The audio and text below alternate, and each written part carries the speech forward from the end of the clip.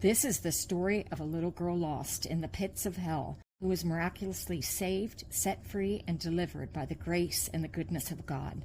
Vibrantly alive and free to tell of God's love and mercy, I share with you my story to bring hope, deliverance, and freedom to those desperate, in bondage, and without hope. Here is the introduction to my book. Bless this child. My eyes slowly fluttered open as I felt a sharp jab into my right hip. As I desperately tried to shake myself awake, I heard myself try to let out a scream. However, it was muffled by something that was in my mouth and down my throat. What was that? I heard myself try to scream again, only to realize I was unable to speak. I suddenly heard a woman's voice off to my right saying, "It's okay. You are in ICU and you cannot speak, so don't try because you are on a breathing machine, respirator to help you breathe." Before I could even try to understand what she was saying to me, she brought her face close to mine. As I start to awaken more, I realize I'm in the hospital, and that person speaking to me is obviously a nurse.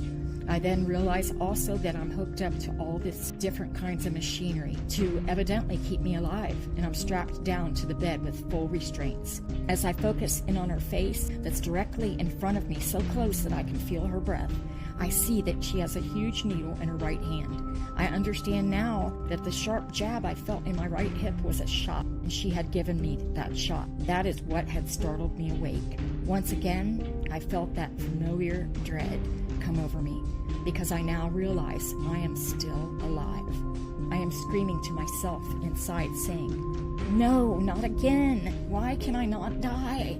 How am I still alive?" Nobody could live through all of those fentanyl patches I had put on my entire body, even in my mouth. Next, I see a doctor quickly coming up to my bedside, and he says to me, "You are a very lucky girl to be alive. Your lungs stopped breathing and your heart stopped beating, and the squad was unable to help you, so they sent you here, and miraculously we were able to restart your heart and mechanically help you breathe." I am silently screaming inside again. Lucky to be alive? Listen, dude, you have not done me any favors. For your information, I want to die. Yesterday, today, and still yet tomorrow, I will try to die again. I am still trying to understand just how I could be alive still.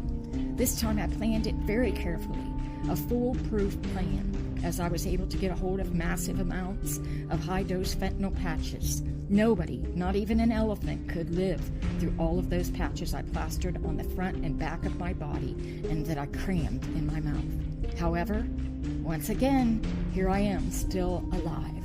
I begin to cry as they proceed to remove the tubes out of my throat so that they could see if I would be able to breathe on my own. Suddenly, I hear an audible voice saying, "My little love, my daughter, you cannot take your own life. It doesn't belong to you.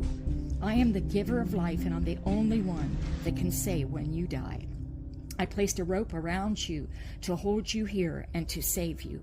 You have a call on your life, and I am going to take you out of this place and take you home, where I'm going to set you free and change your life." There's no mistaking that voice, the creator voice of God. I had nothing to say. What could I say? The creator of the universe had just spoken, and all I could do was listen.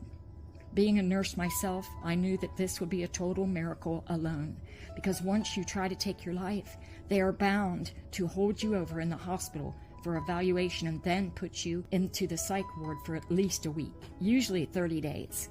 Not only that, I was hooked up to all of this machinery, still restrained and with numerous IVs. "How are you going to do that, Lord?"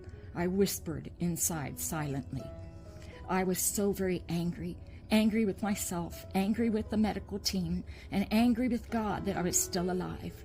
How much more hopeless could I get now that I know that it will be totally impossible for me to take my own life? Now that God has spoken, I was in no position to argue with the Lord. I was at the bottom of the total end of my own self, just where the Lord needed me to be.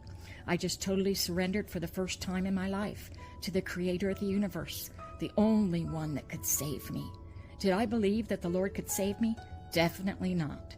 I had no hope. I had no faith. But here, the journey began.